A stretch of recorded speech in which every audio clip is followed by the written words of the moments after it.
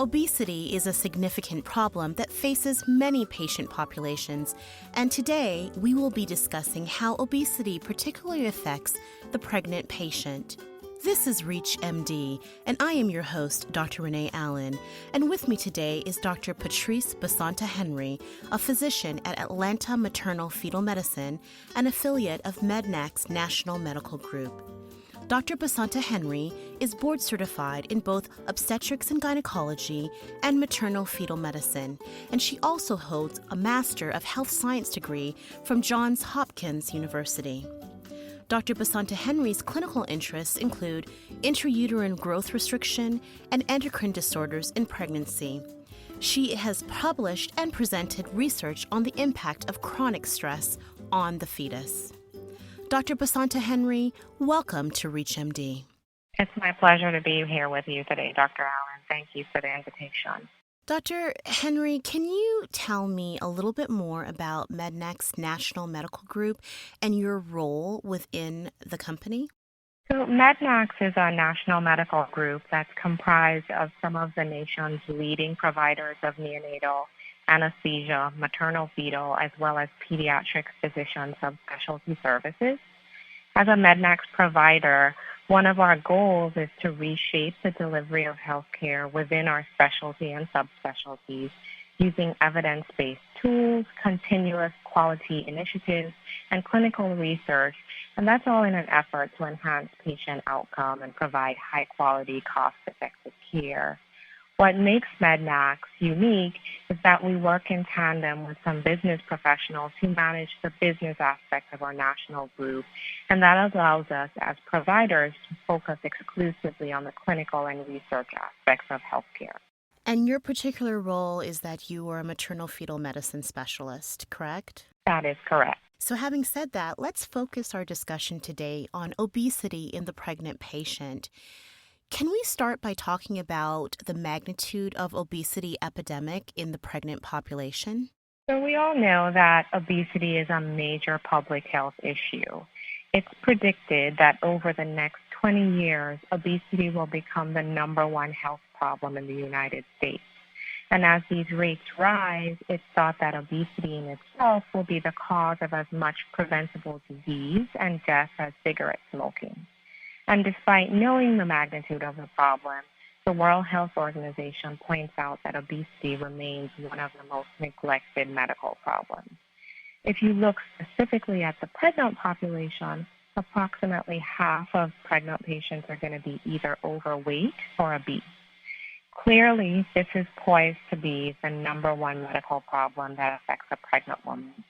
We need to be aware of the implications of obesity in pregnancy, and we also need to be educated about how to provide appropriate level of care to these patients, as we have the potential not only to impact maternal health, but also the health of her offspring. Dr. Basanta-Henry, are there any specific physiologic or anatomic changes that occur in the obese pregnant patient? There certainly are. So we know that there are a number of physiologic and anatomic changes that occur specifically during pregnancy, but these changes are going to be exaggerated in the obese patient.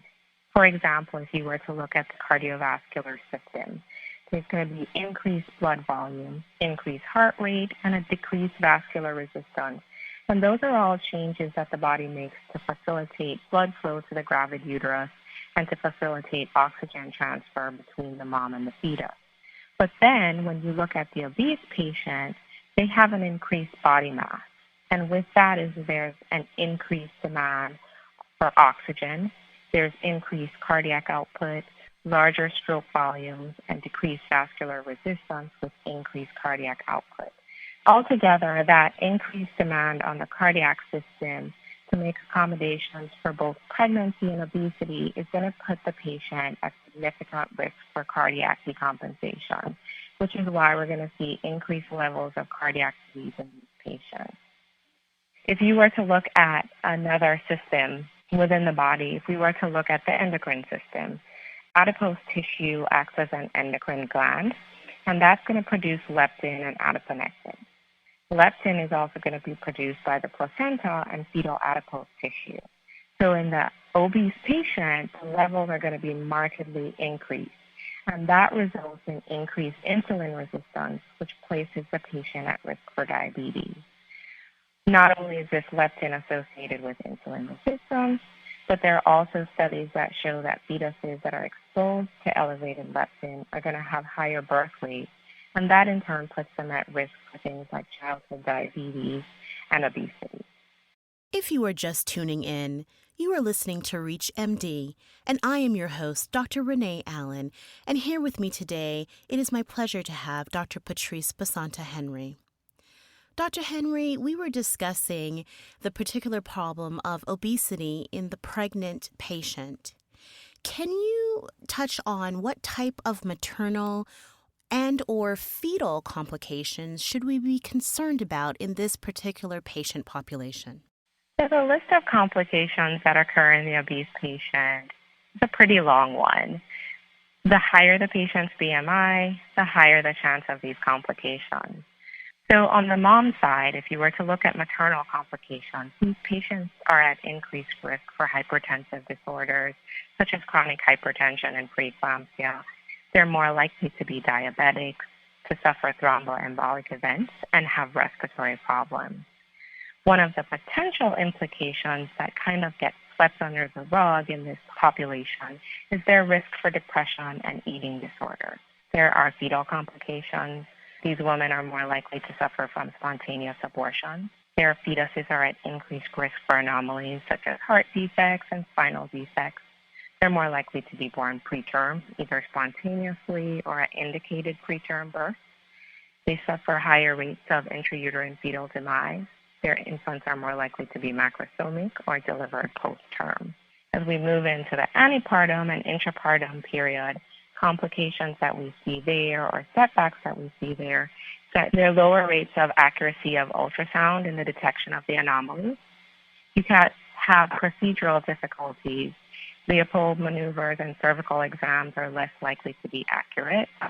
You could have equipment difficulties, such as having trouble interpreting your fetal heart rate because the NST machine isn't accurate in these patients. Beds and scales that are unable to accommodate the patient. They're more likely to have prolonged labor where you have increased use of Pitocin that places the patient at risk for postpartum hemorrhage. And then these patients are also at risk for anesthesia complications. In the obese patient, we like to encourage the use of regional anesthesia. However, the process could be technically difficult because of obscured landmarks. They may have excess body tissue, and it's very difficult to position these patients. In cases of an emergency, when you have to use general anesthesia, then you worry about intubation and trouble intubating the patient due to excess tissue and swelling, as well as respiratory events that are due to a failed or difficult intubation. In these patients, when cesarean deliveries have to be performed, those tend to be more complicated. The patients at increased risk for excessive blood loss. There are going to be prolonged operative times, usually more than 2 hours. These patients are likely to have wound infections as well as endometritis. As I had mentioned, after surgery, these patients are at risk for thromboembolic events. And then if you look specifically at the baby, with them having increased rates of macrosomia, these infants are more likely to have birth injuries. They have lower APGAR scores. They tend to have hypoglycemia and need to be admitted to the NICU. And in the long run, have increased rates of childhood obesity and diabetes. This is a significant problem, and it's timely that we're speaking about this. So, Dr. Basanta-Henry, you trained at Emory University School of Medicine for both your residency and also for your fellowship. I'm going to rely on your expert advice to tell us how we should approach the management of these patients in pregnancy. So pregnancy happens to be the period in the woman's life where she's most motivated to be healthy. And as caregivers, you want to monopolize on that opportunity to improve both the health of baby and mom. So at her initial visit, once her BMI is calculated, you want to have a discussion with her about not only recommended weight gain, but the potential complications for pregnancy. And you want to review those guidelines periodically throughout the pregnancy. In addition to that discussion, you want to use that time to assess the patient's feelings about her weight. and any health or pregnancy concerns that she may have surrounding the issue. With the stigma that's associated with discussing a person's weight, it may be that your discussion with her during that initial visit is the first discussion of its kind, especially in the younger patient who's otherwise healthy and may not have sought health care prior to pregnancy. Once this discussion has taken place, you want to perform a risk assessment. So you want to assess your patient's blood pressure using the correct size cuff, obtain a fasting lipid profile, as well as a fasting blood sugar, and check her thyroid function. If you suspect there may be underlying cardiovascular disease, you could order an EKG as well as an echo and get cardiology involved. And likewise, if you're worried about pulmonary disease, you want to get a pulmonologist involved. You want to perform first trimester screening for diabetes, obtain baseline preeclampsia labs, and preeclampsia labs being defined as a 24-hour urine collection, a platelet count, a creatinine level, as well as liver function. You want to make sure you have an ultrasound that dates the pregnancy early because ultrasound becomes less accurate as the pregnancy progresses. And then you want to arrange any additional counseling and monitoring that's regarding their diet, exercise, and weight gain. Most obstetricians are not specialists in this area, and sometimes it's good to consider a weight loss specialist so that you can optimize postpartum weight loss as well. In the second trimester, we would recommend initiation of low-dose aspirin, so that's 81 milligrams once a day starting in the second trimester, and that's going to help with the prevention of preeclampsia. Once we get to around 18 to 20 weeks, we want to do a detailed anatomic survey, remembering to counsel our patient that those images may be difficult to interpret because of her body habitus, as well as we may miss anomalies because of her body habitus. In the third trimester, you can consider doing antenatal testing if the patient has comorbidities such as diabetes or hypertension. Obesity itself is not necessarily an indication for antenatal testing. As the third trimester progresses, you can consider doing an anesthesia consultation. And then for your really morbidly obese patients, you want to ensure that the hospital has appropriate resources that are available for her delivery. So make sure that your hospital beds and operating room tables can accommodate her. You want to go ahead and pre-order any surgical instruments that may be needed. Then if your patient has to undergo a C-section, there are surgical techniques that may need to be modified. So you can consider doing things like taping her pana to allow visualization of the lower abdomen, or you may want to perform a supraumbilical incision. If her subcutaneous layer is greater than 2 centimeters, we recommend closing that layer, and consider also placing subcutaneous strains to prevent postpartum wound infections. And then for those patients, you also want to assure that you've given them the appropriate dose of prophylactic antibiotics for their weight. Once they have delivered, you can consider doing mechanical or pharmacologic thromboprophylaxis to prevent thromboembolic events. You want to encourage breastfeeding as well as discuss birth control. In the obese patient, it's actually been shown that intrauterine contraception offers a safe and effective method that may be actually superior to oral contraceptives. And the best time to have that discussion is in the postpartum period. You want to go ahead and initiate it prior to the patient going home. Thank you for that, Dr. Patrice Basanta-Henry. Let's switch this up a little bit. I'd actually like to discuss briefly about the pregnant patient who's undergone bariatric surgery for the management of their obesity. Can you discuss a little bit further how bariatric surgery and the sequelae of that affects their pregnancy outcome?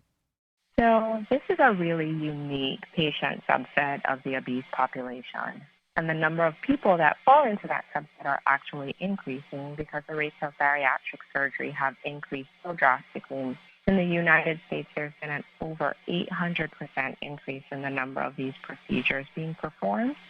The majority of those patients are going to be reproductive age females. So these are our patients. Medically, those patients do really well after their procedure. One of the things that happens is that they're going to have improved fertility during their weight loss period. So these women that were previously had difficulties with fertility are now getting pregnant without any additional intervention. They show up in our office.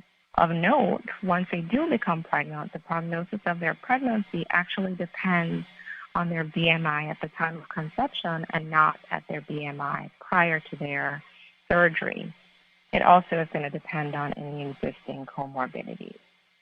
Overall, these patients are less likely to have pregnancies that are complicated by hypertension or diabetes or macrosomia. So they do better than their obese counterparts. That being said, there are some special considerations for these patients that are post-op from their bariatric surgery. You want them to continue to see their surgeon throughout the pregnancy, because in some cases, patients who have had gastric banding, the bands may need to be loosened or removed. You want to make sure that you screen for nutrient deficiencies and provide appropriate supplementation. You always want to involve a nutritionist because their dietary requirements are going to be completely different from other gravidas, especially when they've undergone the malabsorptive type of procedures. You want to employ different methods of gestational diabetes screening. So many bypass patients actually develop dumping syndrome when they have high caloric intake. So these patients can't tolerate a glucose tolerance test, but you can assess for gestational diabetes using just periodic fasting and postprandial glucose monitoring. Then if your patients are on any kind of medication, you want to consider that absorption of that medication is going to be unreliable or unpredictable.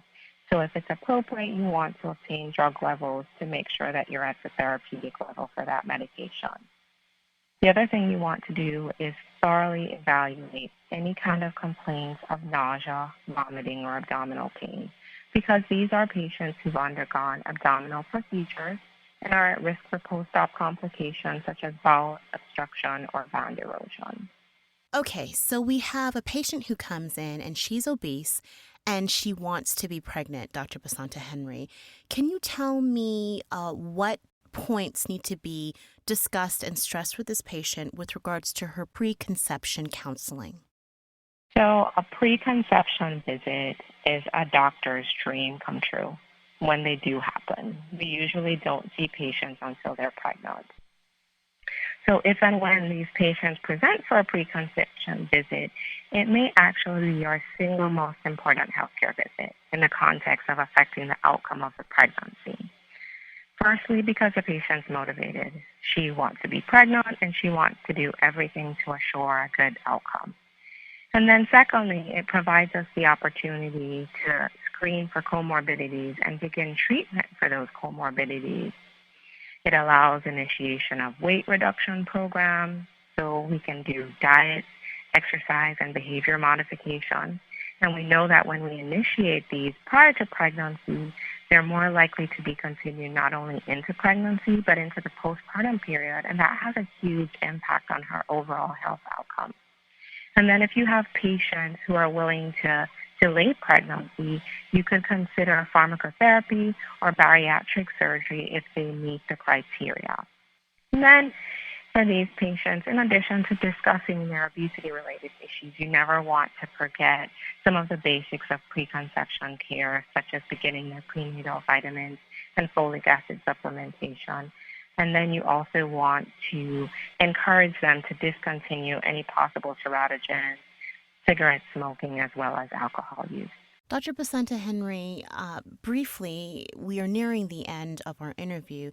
Is there any additional information that you'd like our ReachMD listeners to know about the care of the obese pregnant patient? No, I think we have thoroughly covered the topic. Many thanks to our guest, Dr. Patrice Basanta Henry, for joining us today. Dr. Basanta Henry, thank you so much. Thank you for having me. It was a pleasure. I am your host, Dr. Renée Allen. To download this podcast and others in the series, please visit reachmd.com. We encourage you to like, share, and comment on this episode. Thank you again for listening to ReachMD. Be part of the knowledge.